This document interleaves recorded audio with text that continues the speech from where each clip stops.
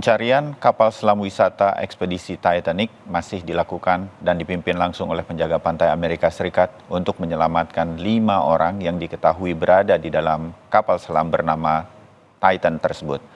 Kapal selam dari titanium dan serat karbon yang dioperasikan Ocean Gate tersebut berkapasitas 5 orang.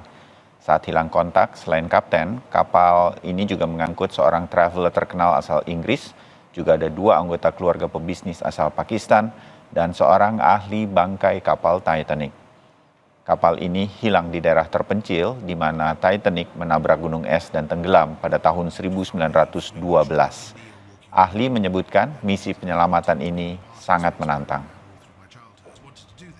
At some point between the surface and the bottom, they've had some sort of, hopefully not catastrophic failure, some sort of failure, communications normally. But then obviously with that water column being so thick, water isn't like a big bowl of water. It will be stratified, have different layers of salinities and temperatures. So if the sub's in somewhere in that water column, it could be drifting around in a predictable way. As you probably know, most of the ocean floor hasn't been mapped. so we're not sure what's on the bottom. Best scenario, it's nice and flat and calm, like you see in the Titanic photos. You might have seen that recent photo mosaic. I think they've surveyed they did of the vessel, but it could be quite rugged because obviously, as you probably know, the ocean floor is more rugged than it is on land. So it could be, if it's in a canyon or a seamount, a sort of submarine mountain, if you like, that's going to be harder to find.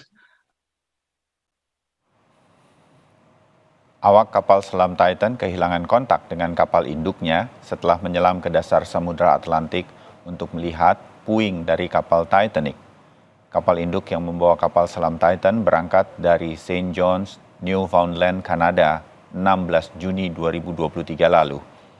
Kapal selam Titan kemudian menyelam dan akhirnya hilang kontak di sekitar puing-puing kapal Titanic.